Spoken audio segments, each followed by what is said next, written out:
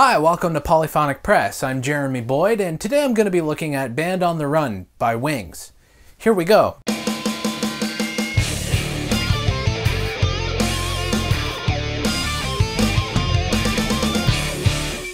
Band on the Run is Paul McCartney's fifth album after the Beatles and his third with his band Wings. Often regarded as Paul McCartney's best work after the Beatles, they didn't want to record in England or the US. They decided to go somewhere exotic, and Paul McCartney looked at a list of different recording studios that were owned by EMI, and they decided to go to Lagos, Nigeria. But just as they were about to leave for Nigeria, Denny Seiwell, the drummer, and the guitarist Henry McCullough left the band, so they had to record a Band on the Run as a trio. So it was just Paul McCartney, Linda, and Denny Laine. Several problems plagued the recording of this album, among them being Paul McCartney and Linda being mugged as they were walking along the beach one night. The muggers stole personal items, including a notebook containing song lyrics and chords, and cassettes containing demos, but they persevered and worked through all those problems and came out with a really great album. The defining song on this album has got to be the title track, Band on the Run. It's sort of divided into three parts,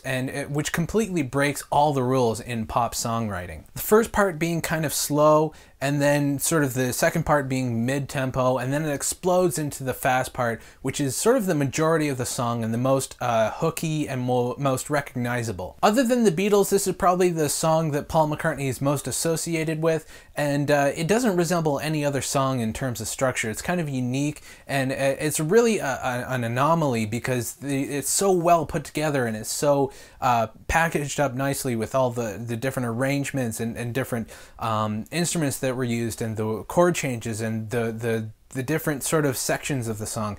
It really doesn't sound like any other song, and it's catchy as hell, and you still hear it on the radio. I think my favorite song on this album is probably the song Hell on Wheels, and it was a song that was only included in the American version of the album. It's an all-around great rock and roll song that has like a bluesy shuffle, and although it was released as a single, it didn't really reach the same heights as Band on the Run, the title track, or Jet, but it really did become a favorite among Paul McCartney fans, and it's still regarded as one of his really classic songs. One thing I do love about this song is the guitar work is just amazing. Sort of the way that it's played underneath the whole song, just sort of little snippets and tags, sort of joining the chorus and the verses, and almost as a call and response to the vocals. The production on this album is somewhat what you would expect from 1973. There's very dry and kind of dead sounding. There's not much reverb, and it's very telling in the drums. When you hear a fill, it's sort of a dull thud on the toms, and there's really just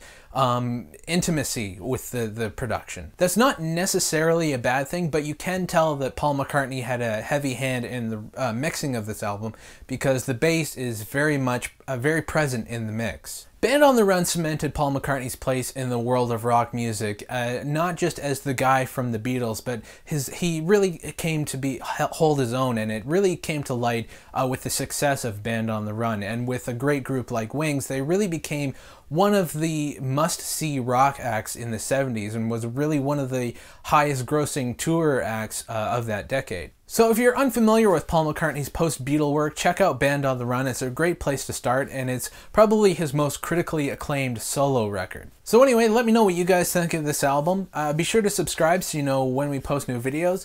You can check us out on Twitter and Facebook. You can help us out on Patreon. We'd really appreciate that. And you can go to the website, polyphonicpress.net. All those links are in the description, and that's about it. I'm Jeremy Boyd. Take it easy.